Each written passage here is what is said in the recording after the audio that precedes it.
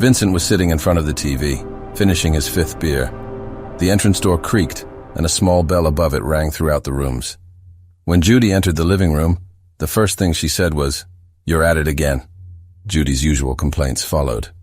Vincent had been unemployed for a month now, going from a successful realtor to a regular alcoholic in just 1 month. Several circumstances led him to this lifestyle. Firstly, his father had shot himself in his own home 2 months ago. Vincent was the first to visit the old man because he wasn't answering his phone. He remembered that scene as if it were 10 lifetimes ago. Vincent's mother died under unknown circumstances about a year ago, and his father said she was consumed by the TV. However, the old man's mind had gradually deteriorated over the past 2 years. After dealing with his father's funeral, he returned to his city, only to face another blow. One of his colleagues was selling real estate properties without going through their organization's cash register, simply lining his own pockets. When the scam was exposed, there was no concrete evidence as to who was engaged in illegal enrichment. The dishonest employee realized it was time to act, especially since an excellent opportunity presented itself.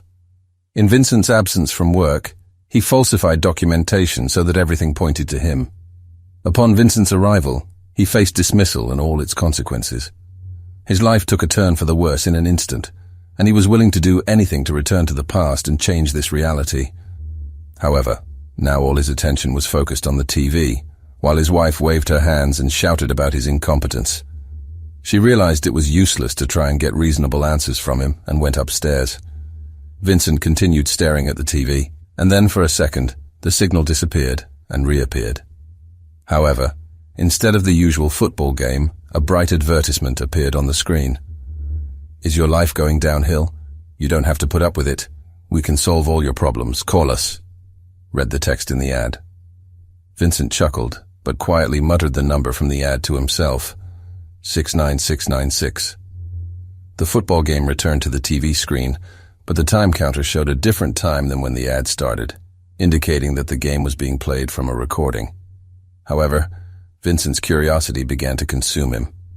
"Screw it," he said, picking up his phone. Dialing the number, Vincent began counting the rings. 1, 2, hello.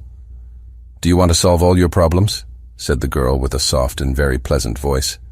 "Of course," Vincent replied, almost laughing. "Okay, Vincent, your problems will be solved." "I hope this is free," said the man. "Yes, we don't need money," replied the girl and said goodbye. Vincent was a little taken aback. He put down his phone and thought. "Vincent," she said, "Vincent. How did she know my name when I didn't even introduce myself?" He picked up the phone from the table and called back, but no one answered. "Okay," he thought, and lay down on the couch. He fell asleep instantly. In the morning, someone was knocking insistently on the door. Vincent's sleep was instantly interrupted. Opening his eyes, he shouted, "Judy, open up." But he didn't hear his wife's footsteps, so he got up and walked to the door. Opening it, he was surprised to see his former boss, Mike, standing in front of him. "I'm sorry, Vincent," he immediately said. "We figured out the situation and caught that rat yesterday. Sorry it happened that way. As compensation, I can offer you a higher position." Vincent nodded in surprise, saying he would think about it, and slammed the door. He was taken aback. How could this happen exactly like that? It was some stupid coincidence. 3 days later, Vincent returned to work and managed to repair his relationship with his wife.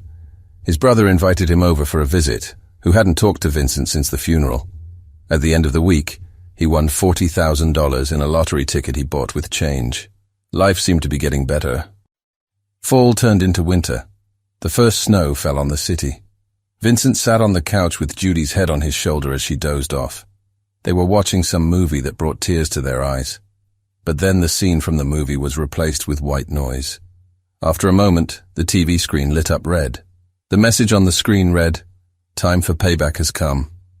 Vincent jumped up, and Judy's head fell on the couch. She woke up. "Everything's all right, dear," she whispered sleepily. "Yes, dear, it seems like a spasm," Vincent replied. The next day when he arrived at work, he couldn't get these thoughts out of his head. How to pay? Who to pay? She said they didn't need money. What a silly situation. At the end of the workday, his phone beeped, and a message from the number 69696 appeared on the screen. Oak Street, 45, 9 p.m. Vincent got chills. He couldn't take it anymore and called the number, but it was unavailable, just like all the previous times he tried to call. Okay, I'll go and figure out what the hell is going on, he thought. In his new cruiser, bought with lottery winnings, he headed towards Oak Street, 45. When he arrived at the house, he saw a skinny guy standing at the stairs of the 45th house. As he got out of the car, he shouted, "Can you explain to me what the hell is going on here?" "Quiet," said the guy. "They're listening to everything." "What are they listening to? Who are they?" "The creatures from the ads. You're not here by chance. You must have called recently. I've been dealing with them for a while now. Anyway, here's a gun for you. Do everything they say. You can't refuse because you accepted their gift. If you fall out of favor, it won't be good." After these words, the guy quickly walked away, leaving Vincent with a look of surprise on his face. He quickly ran to the nearest trash can and threw away the gun, wiping it off with his sleeve to remove any fingerprints. He blocked the number 69696 so he wouldn't receive those damn texts anymore. Vincent sat in the car for a long time, unable to get the events of the day out of his head. He got home around midnight. His wife was asleep.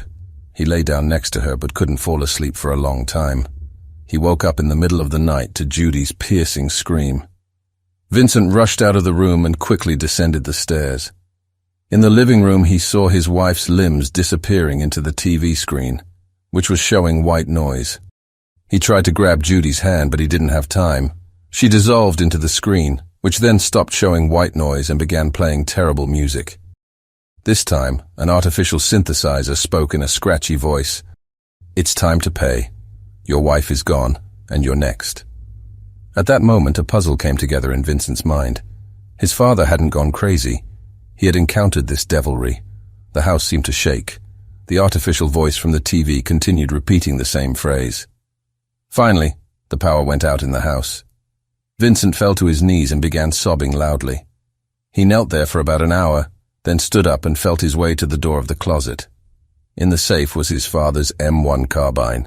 He took it out of the safe, took a deep breath for the last time, and pulled the trigger. A loud shot echoed throughout the house. When the cops examined the scene, they found Vincent's phone. The last number he dialed was 69696. After checking the phone number against their database, they found that it wasn't registered. Who Vincent called will remain a mystery forever.